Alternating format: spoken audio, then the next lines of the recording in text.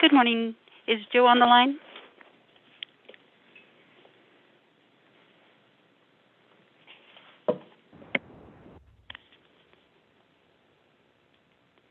Mr. Wilkinson, are you on the line yet?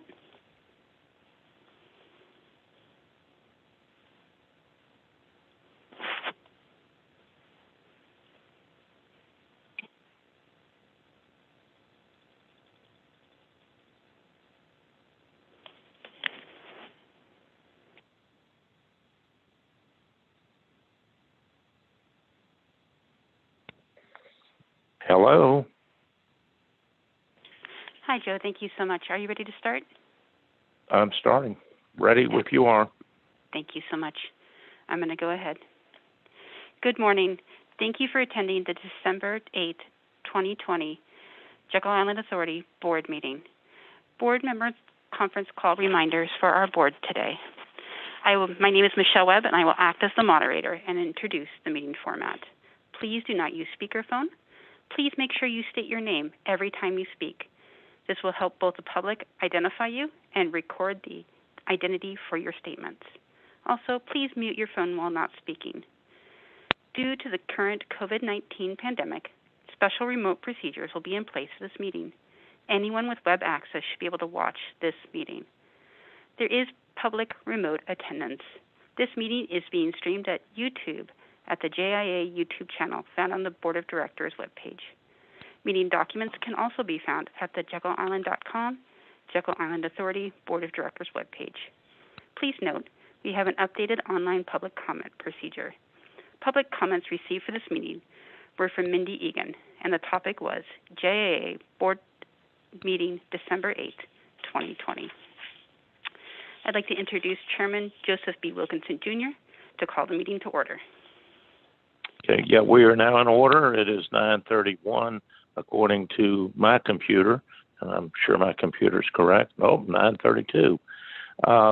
And let's call the roll, please. Thank you, sir. Mr. Joseph B. Wilkinson, Jr. Present. Mr. Bob Kruger.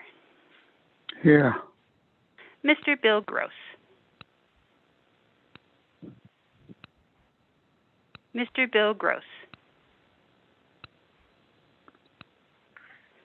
Appears to be not present at this time. Commissioner Mark Williams. Here. Thank you. Ms. Joy Birch Meeks. Present. Thank you. Dr. Buster Evans. Here. Mr. Glenn Willard. Here. Mr. Dale Atkins. Here. Mr. Chairman, you have a quorum at this time. Great. And, but we don't have Mr. Kruger. We were going to start with him. Yeah, we do. Oh, we do. Oh, good. Mr. Kruger is present. So we're showing 8 present. Thank you all very, very much. We are streaming online on the JIA YouTube channel, and we will begin. Mr. Kruger, are you ready to give us the Historic Preservation and Conservation Committee report? Mr. Chairman. Yes, sir. We are indeed, Mr. Chairman. Mr. Kruger. I'm sorry. Mr. Kruger, Mr. Yes. Chairman. This is Jones Hooks. Bill Gross sent me a text. He is on the phone.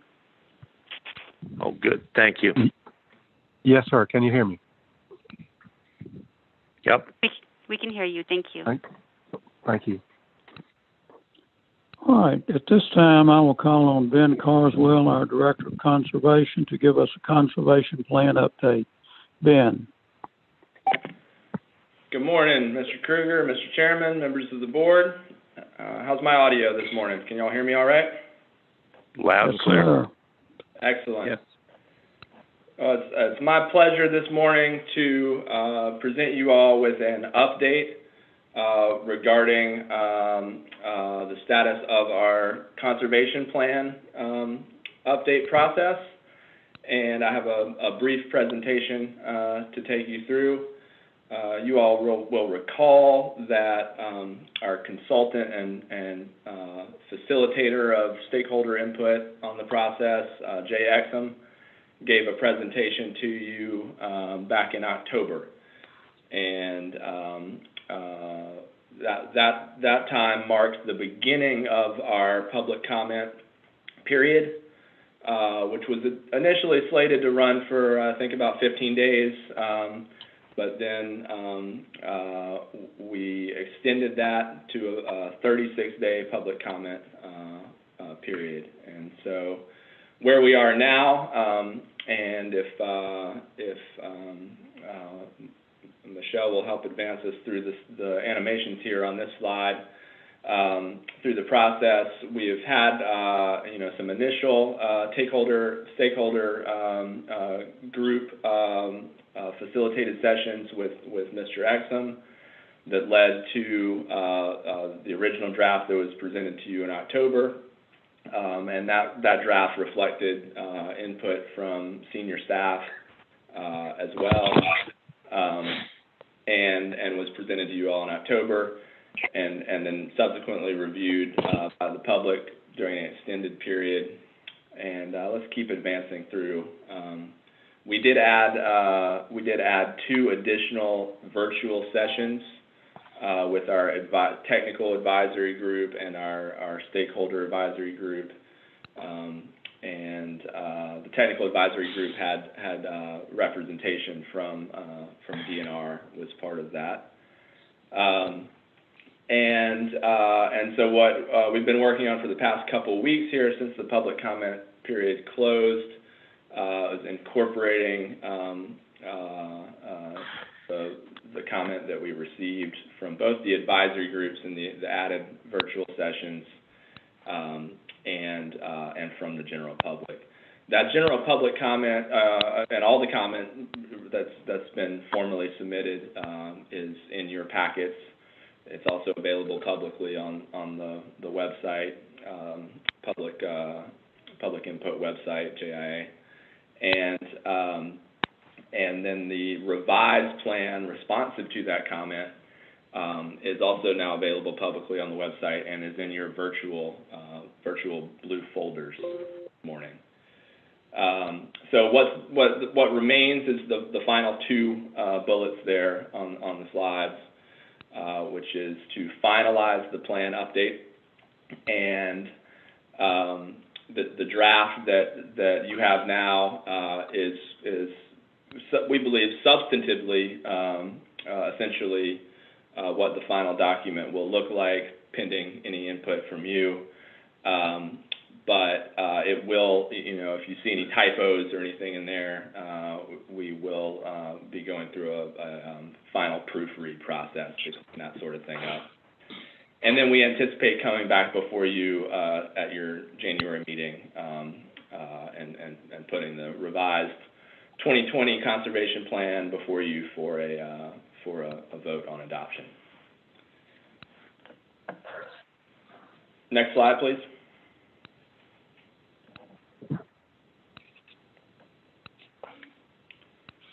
If we could advance the presentation, please. I apologize, there's a slight delay. One moment, please. Thank you.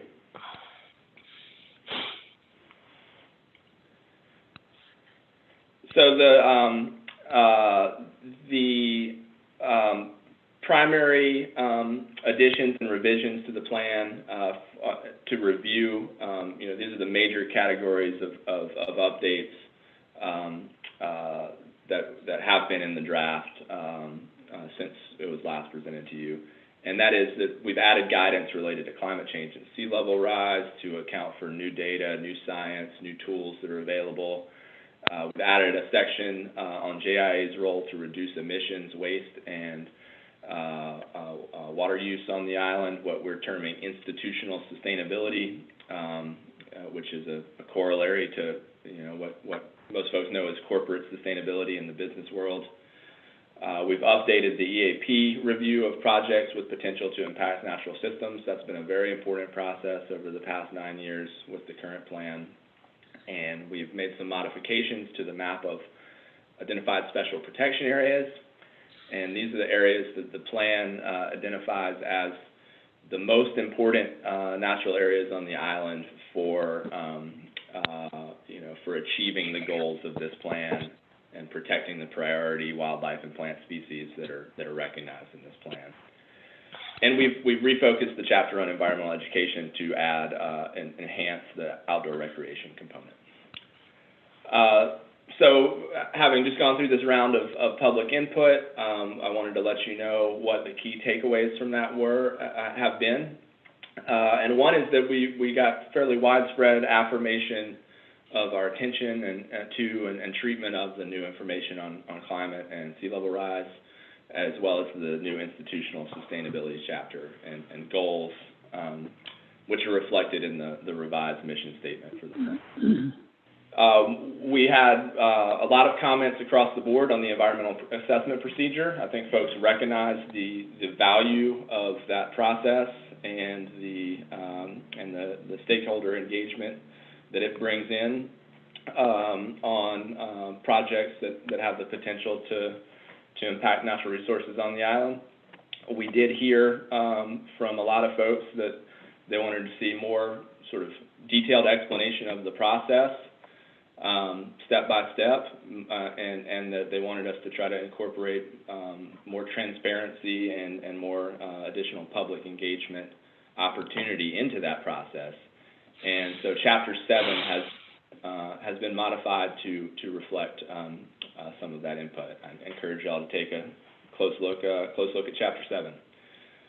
And lastly, one point where we received input, and it was input that was thoughtful, but in this case we're have included in the plan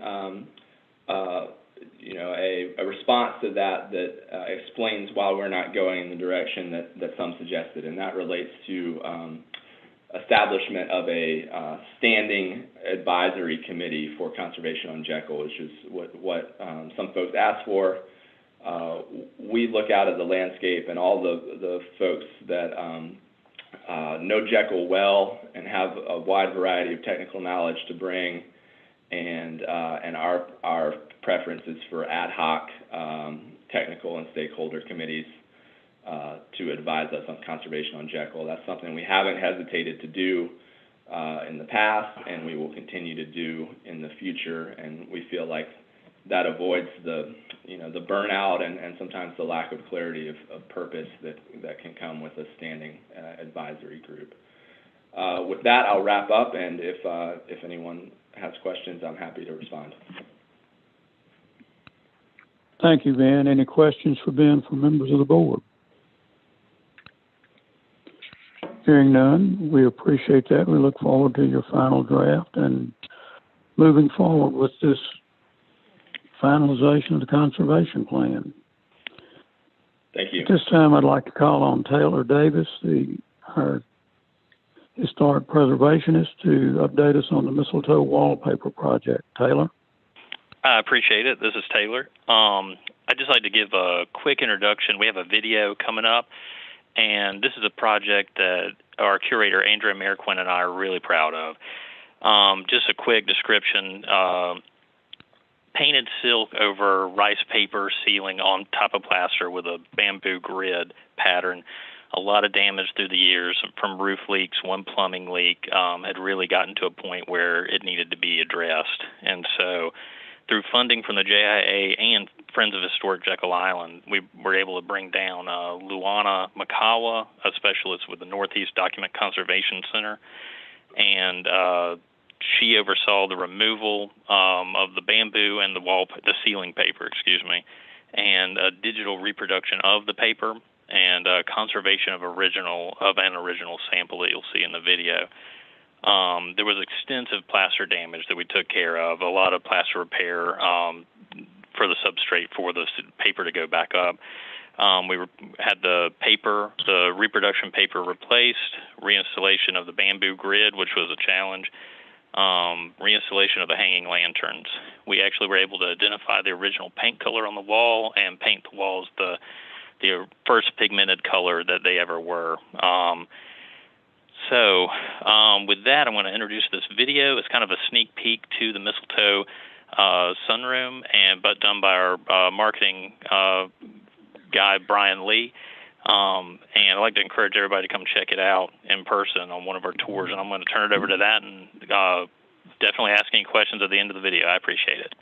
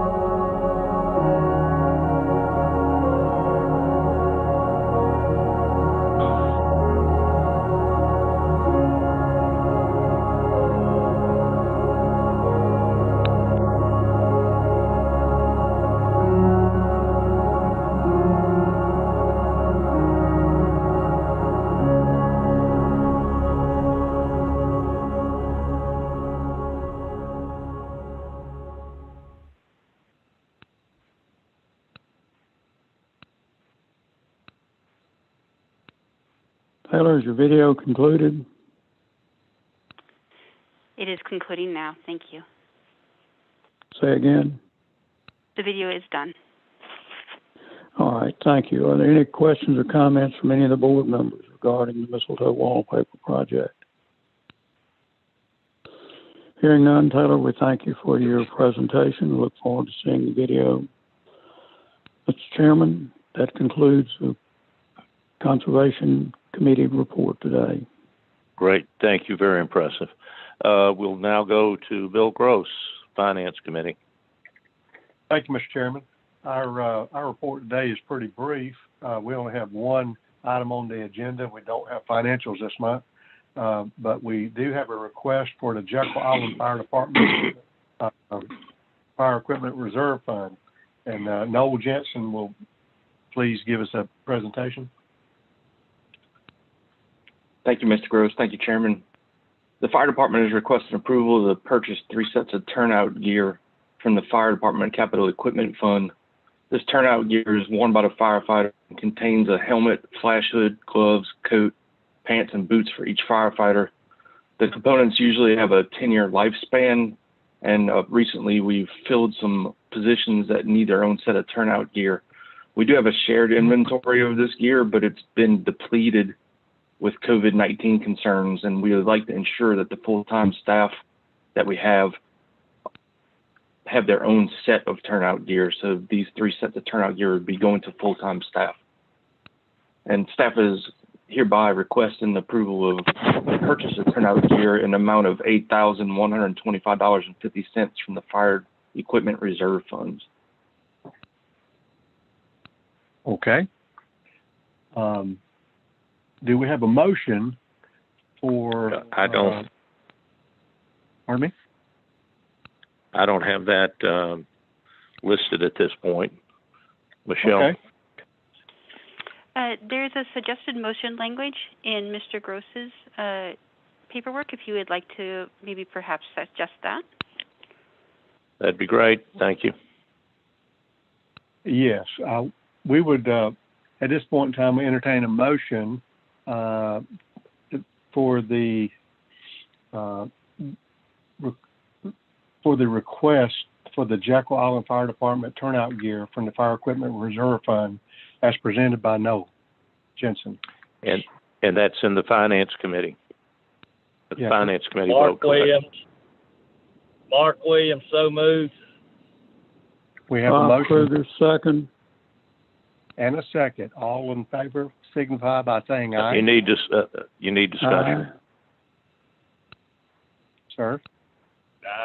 You would need discussion. Is there any discussion? Okay. Any discussion? If there's none, then you call for the vote. All righty. All in favor signify by saying aye. Aye. Aye. Any opposed by like sign? It's unanimous. Motion carries. Thank you. Mr. Chairman, that concludes the Finance Committee's report today. Great. Thank you so much, Bill, or Mr. Gross. And we would now go to the Human Resource Committee. Dr. Evans.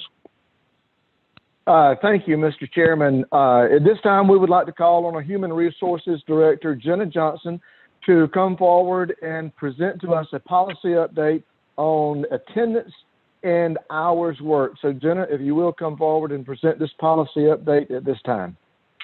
Sure. Good morning.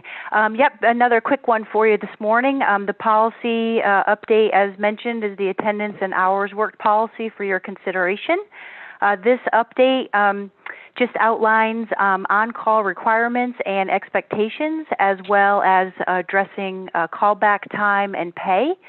And we would really like to ensure that we have a consistent policy across all departments responsible for continuation of critical operations, such as facilities and water, wastewater.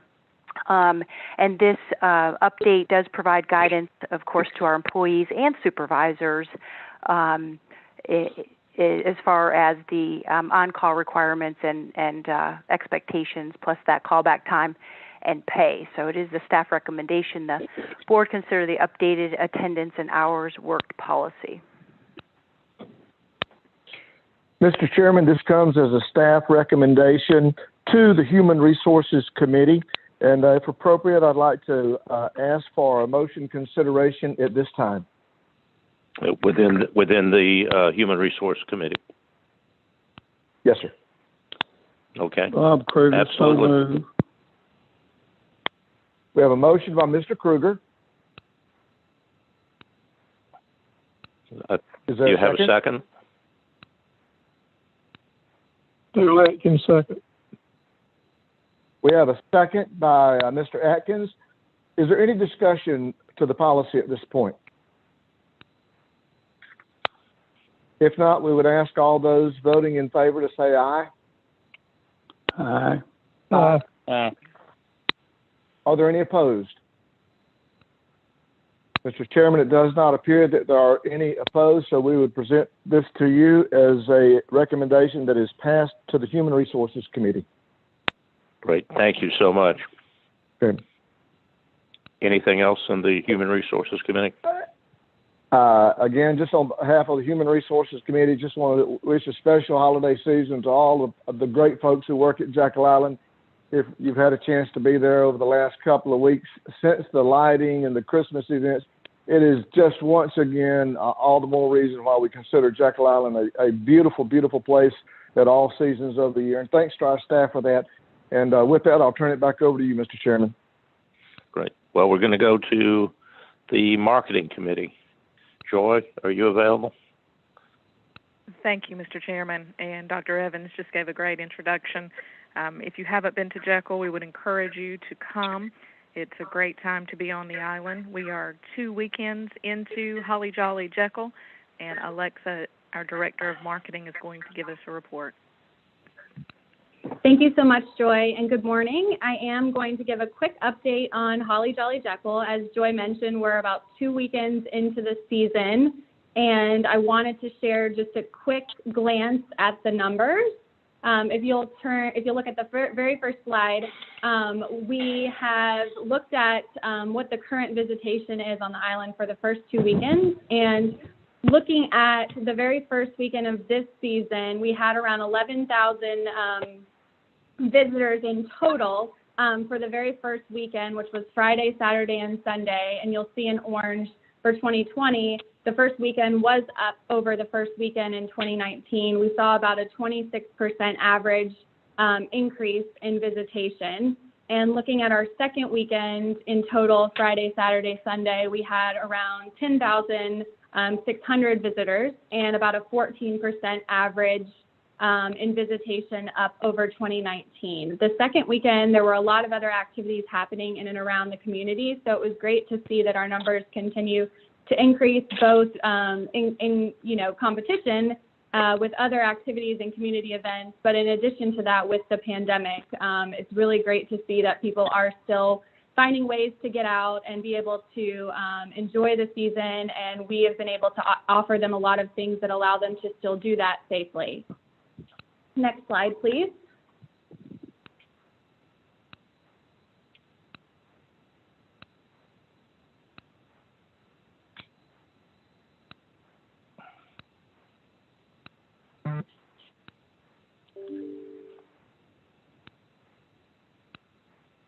Next slide, please. Looking at ticket sales, we also rolled out some new activities to activate our convention center, many of which have sold out thus far. We had a breakfast with Santa event happening throughout the season, as well as cookie decorating with Santa, and ticket sales are going well for both of those activities. We also brought back our Holly Jolly Light Tours, which were introduced last season, and it's very surprising to say that we are already sold out for those experiences. We've had over 900 tickets sold for those, and we are continuing to run those at half capacity to accommodate social distancing and ensure the safety of our visitors. But at this time, guests can still enjoy our self-guided light tour, which is also a great way to see the lights. And speaking of the lights, I wanted to point out that even though, or that many returning visitors may notice that some of the lights that are typically at the entrance of the causeway are not there, and of course, due to budgetary constraints this season, we were not able to purchase as many lights. And every year we have a lot of our squirrel friends that take the lights, and so we have to replace them. And so this year we focused those efforts on areas that a lot of pedestrians were able to access safely. But it also allowed our Roads and Grounds team to be very resourceful, and they utilized a lot of recycled materials to introduce some new light displays that are hanging along Old Plantation in front of the infirmary and really connect Shell Road to the historic district. So if you have an opportunity and haven't seen those yet, they're definitely magical to see and a great addition to the season. Next slide. Oh, never mind, you're on the slide.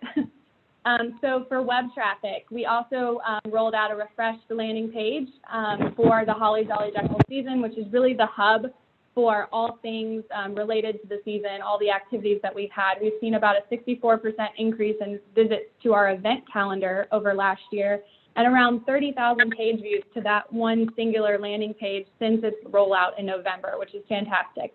And really 38% in website traffic overall over 2019, which again is very positive to see, considering that traffic has obviously declined around the country.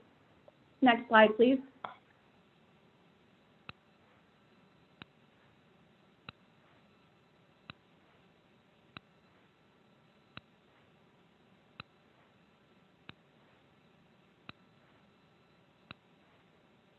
And lastly, I wanted to talk about the parade. We mentioned, I think last month or the month previously, that we were making a lot of changes to the season to ensure the safety of visitors, and one of those changes was a bit of a reimagination to our Holly Jolly Jekyll parade.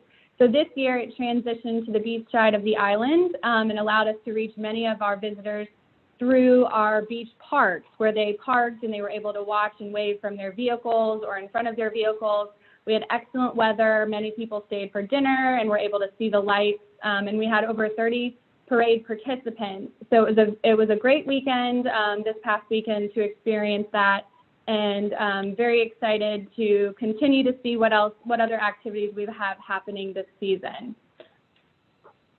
And with that, I wanted to lastly mention that because we could not have a dedicated ceremony for the lighting of the great tree, we did roll out a behind-the-scenes making of Holly Jolly Jekyll video to share with visitors on what goes into the making of the magic. And so with that, I'd like to share that with you now. Johnny, if you can play the video.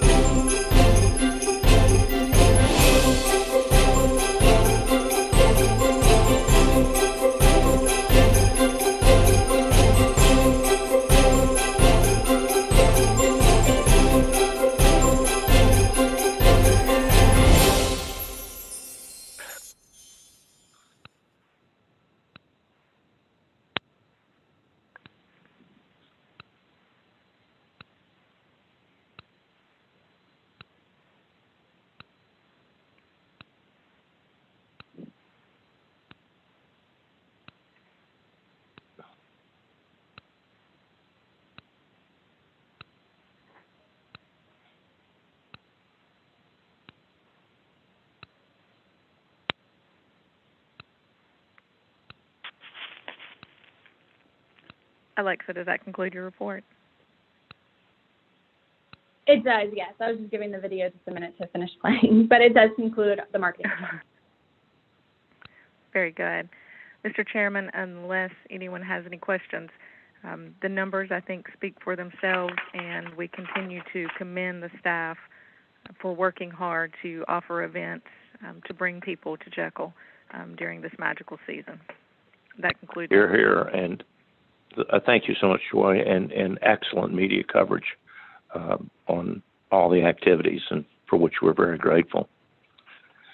So that concludes the report. Jones, are you going to do the legislative side for Tripp, or? Yes, sir. All righty, then let's go ahead with that. Yes, sir. Mr. Tollison was unable to be with us today due to business obligations. However, as you know, Mr. Chairman, on December the 3rd, members of our legislative committee met with the governor and members of his staff to discuss Jekyll Island in general, as far as an update for the governor. Our representatives present were you, Mr. Chairman, and Mr. Tollison as chairman of the legislative committee, and Mr. Atkins as a legislative committee member, and then I was present.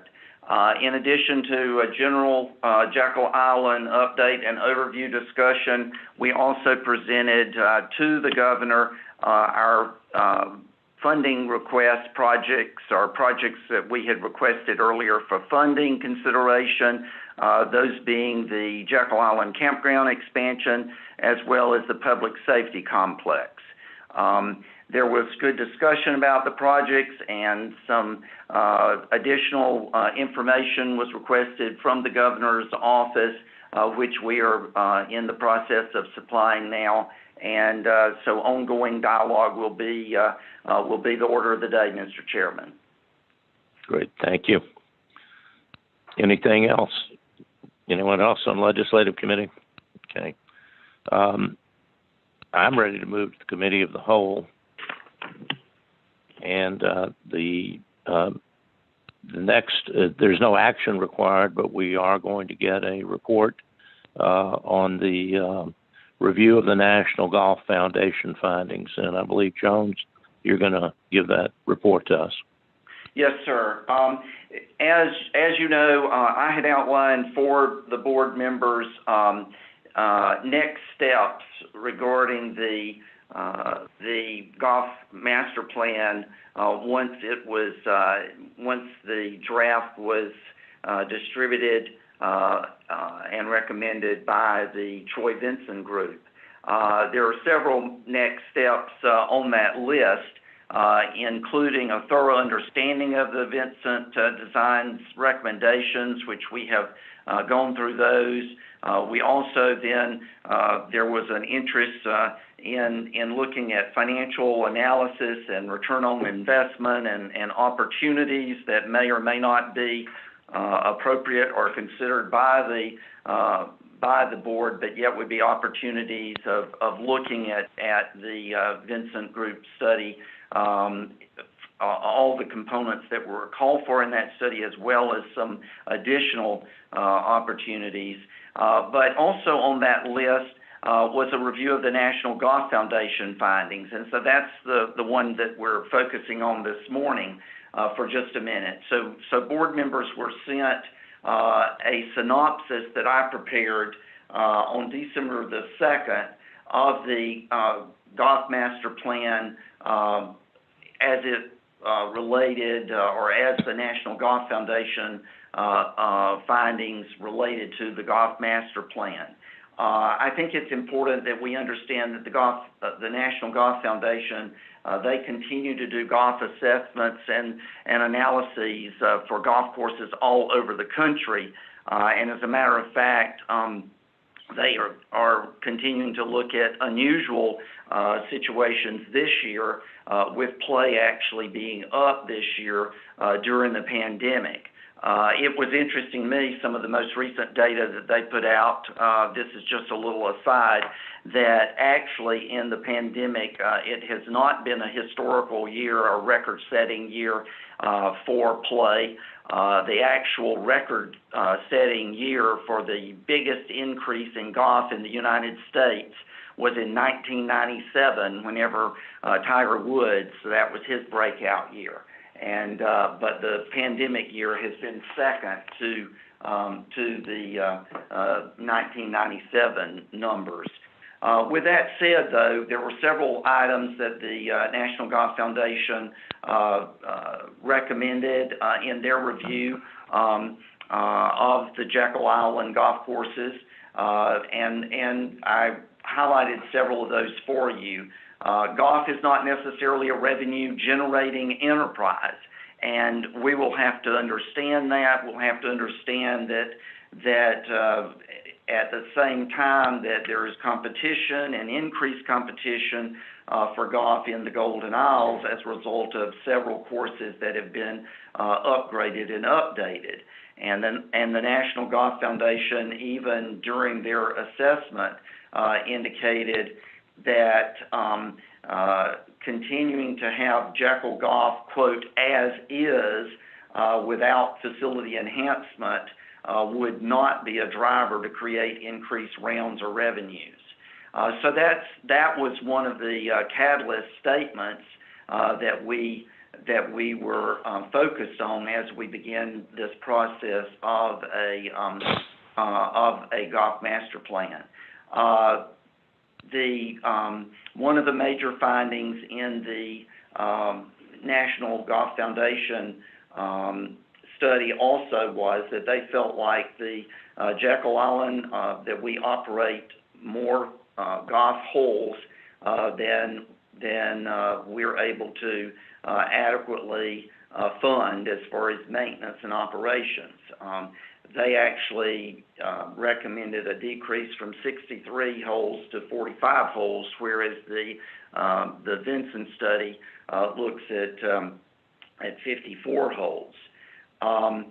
The National Golf Foundation also estimated in 2017, when they did their assessment, that a total full renovation, including the clubhouse, would cost about $14 million.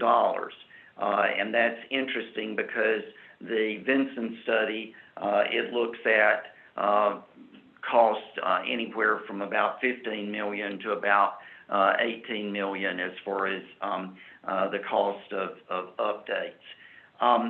And one of the items that really stood out to me in doing the secondary review of the National Golf Foundation assessment was just in looking at our staffing of holes.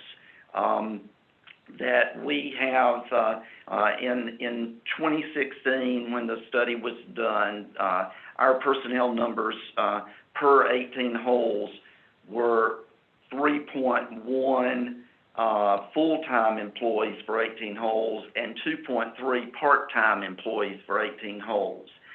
Compared to the national standard that the National Golf Foundation recommends, and that average for 18 holes in 2016 was 7 full-time as compared to our 3.1, and 40 part-time as compared to our 2.3 for 18 holes.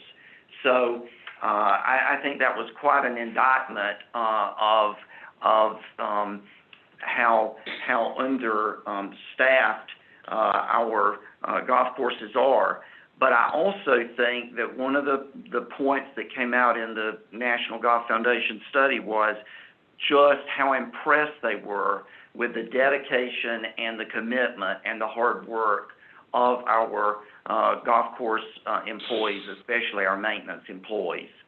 So I think that study is definitely worth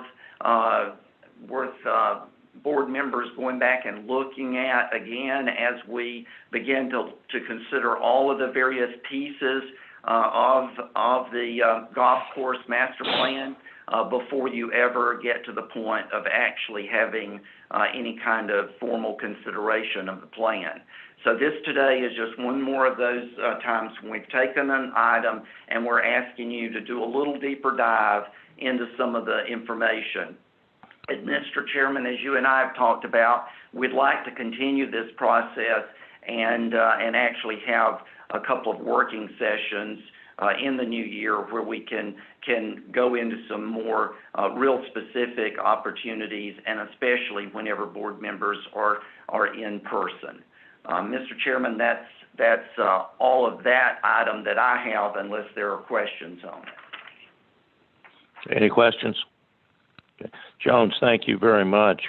The next item is consideration of the resolution approving an amendment to the 2014 Jekyll Island Master Plan to convert from undeveloped area to developed land approximately 2.59 acres across from the Georgia Power Company substation. Melissa, are you available?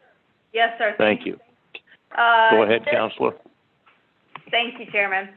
This master plan amendment is before you today for consideration of approval for a vote. This was previously presented to you in our September meeting, which laid out the reason for the amendment. Representative from Georgia Power came and spoke. They are asking to convert approximately 2.59 acres from undeveloped to developed, which is adjacent to their current leased land, to build a new, more powerful, more adequate substation. We have gone through the statutory requirements to amend the master plan. It was presented to you at the September meeting. It was also advertised in the legal organs of Glenn and Fulton counties on September 18th. On that date, it was also placed on our website, distributed to the press, and it was sent to subscribers of our mobile notification system. This was surveyed and marked prior to the September meeting. We also had a public hearing on this amendment, proposed amendment, on October 6th at the Jekyll Island Convention Center, and it was streamed via our YouTube channel. We have received comments, just a few comments, written comments that have been presented to you, and one public comment at the public hearing.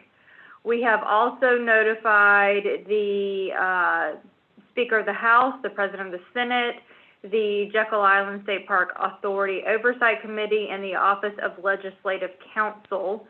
No objection to this amendment has been received by you, the Chairman, and therefore this can be considered today for a approval of the master plan amendment. You have a few actions you can take. You can reject the proposed amendment, which will prevent the Georgia Power Company from relocating and expanding the substation. You can approve and adopt the amendment, or you can suggest other alternatives. Staff recommends that you approve and adopt the amendment. Thank you, Counselor. Is there a motion to recommend the approval of R 2020-5 resolution approving an amendment to the master plan as recommended by staff? Is there a motion? This is Bill Gross. I make the motion. So move. I need a second. I need a second, please. I'll second. So we have a motion and a second. Any discussion? Chair hears none. I'm going to call for a vote. And Melissa, I think I'll go ahead and do a roll call, please. I'd be happy to. Mr. Joseph B. Wilkinson, Jr., Chair. Aye. Mr. Bob Kruger. Aye. Mr. Bill Gross. Aye. Commissioner Mark Williams. Aye. Ms. Joy Birch Meeks. Aye. Mr. Tripp Tollison is absent.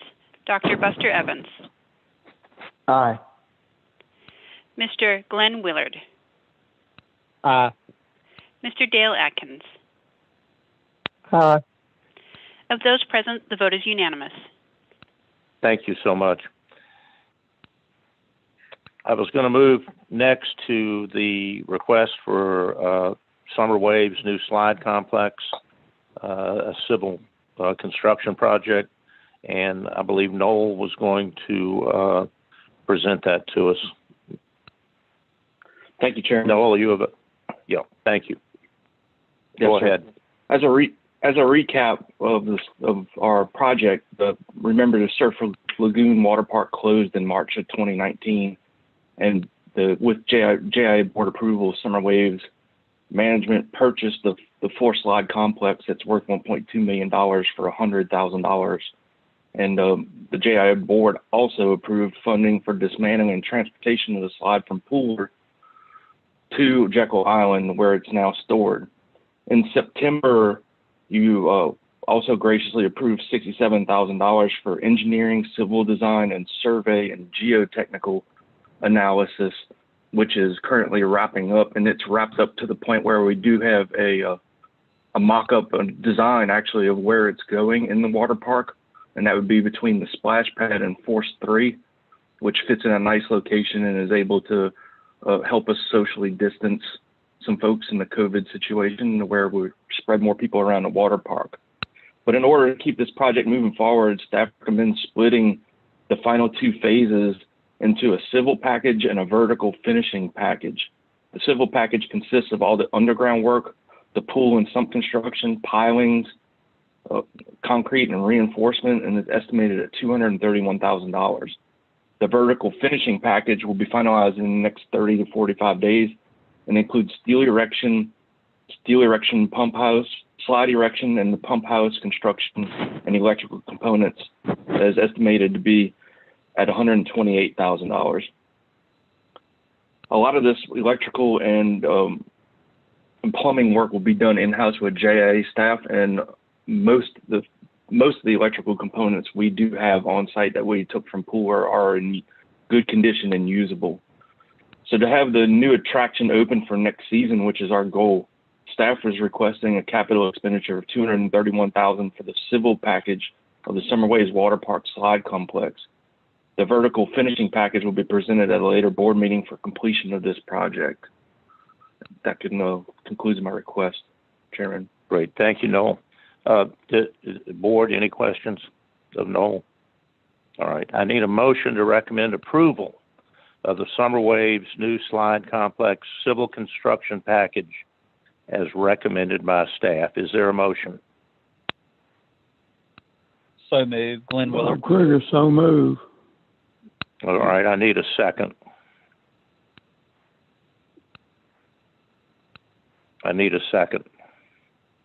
Dale Atkins, second. All right, thank you. So it has been moved and seconded. Any discussion? All right, I'm going to call for a vote. All those, let's do a roll call, please, given the circumstances. Thank you. Mr. Joseph B. Wilkinson, Jr. Aye. Mr. Bob Kruger. Aye. Mr. Bill Gross. Aye. Commissioner Mark Williams. Aye. Ms. Joy Birch Meeks. Aye. Mr. Tripp Tolson is absent. Dr. Buster Evans. Aye. Mr. Glenn Willard. Aye. Mr. Dale Atkins. Aye. Of those present, this vote is unanimous, sir. Great. Thank you so much. Passed. Next, we will go to the Executive Director's report. Jones Hooks. Mr. Chairman, I have just a couple of items for you this morning. I've already mentioned that we'll be looking to poll members to consider the best dates for a couple of work sessions in the new year. But I also wanted to remind board members that your state of Georgia affidavits for public official disclosures are due now, and we have the website. You'll be provided that information, and when you finish, we would like for you to confirm with Michelle that you have completed that ethics report. And if you have any questions, we'll certainly be able to help you with that. But yeah, thank you. I wondered who the legislator was that came up with that. Anything else, Jones? No, sir. That's all I have this morning.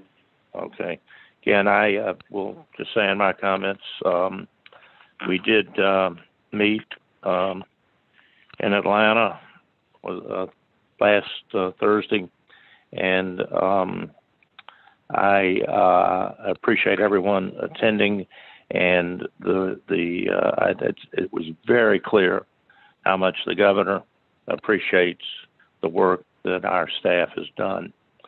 And nothing else. I'm going to move to do the actual board, the December 8th, 2020 board meeting of the Jekyll Island Authority. And being the stickler I am, we're going to call the roll again, please. Thank you, sir. Mr. Joseph B. Wilkinson, Jr. Present. Mr. Bob Kruger. Present. Mr. Bill Gross. Mr. Gross? Present. Thank you. Commissioner Mark yes. Williams. Present. Ms. Joy Birch Meeks. Present. Mr. Tripp Tolson is absent. Dr. Buster Evans. Present. Mr. Glenn Willard. Present. Mr. Dale Atkins. Present. Sir Chairman, we have a quorum today. Great. Thank you.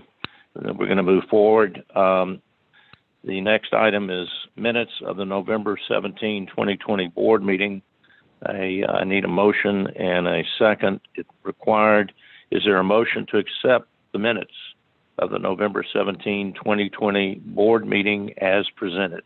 Is there a motion? So moved.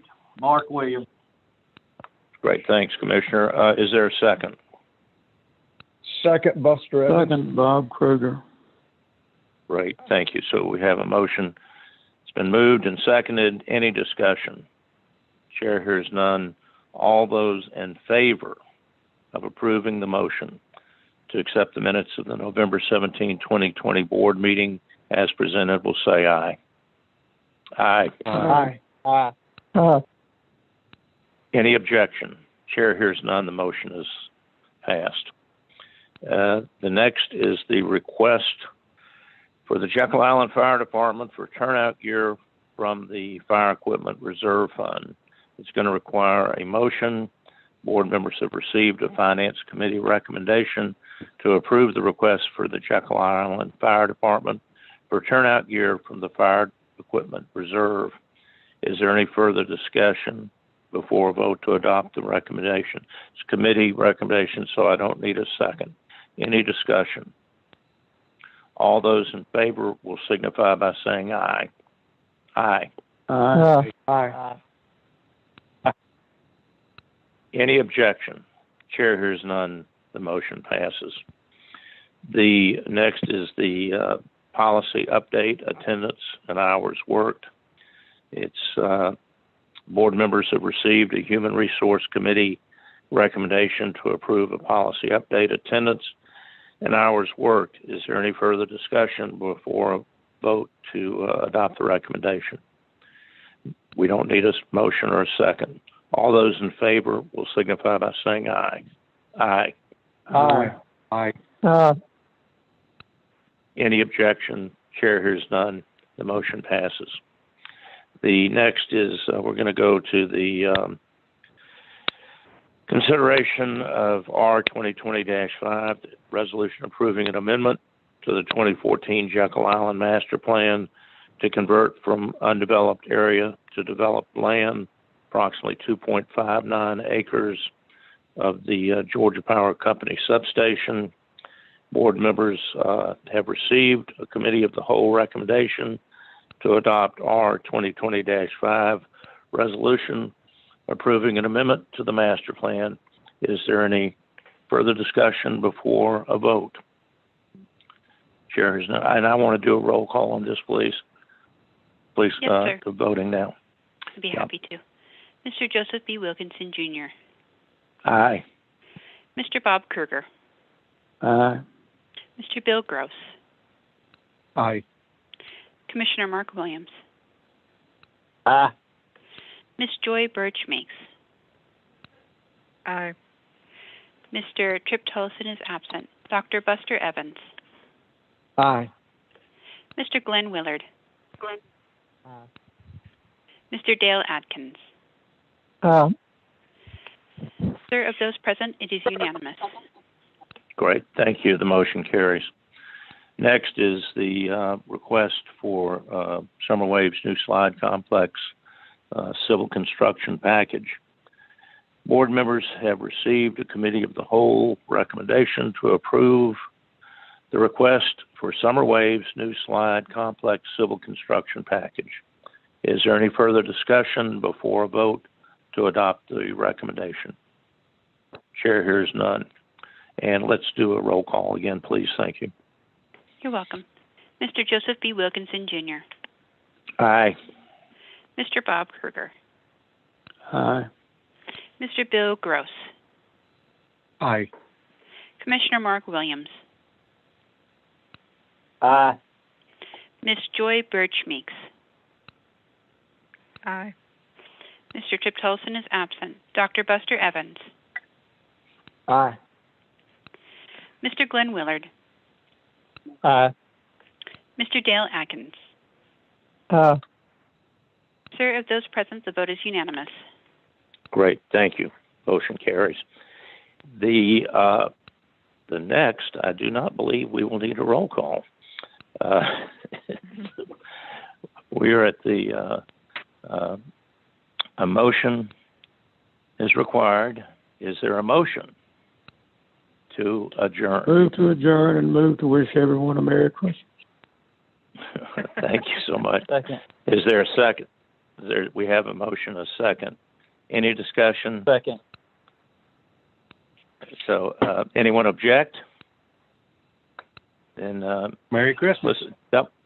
Merry Christmas. Let's double check the time. What is it? I'm showing 10:33. What are you all showing? What's the official time? I have 10:28, but I 10:28. Okay. Well then, great. Then it's now 10:28, and this meeting is adjourned. Thank all of you so very, very much, and Merry Christmas. Merry Christmas to everyone.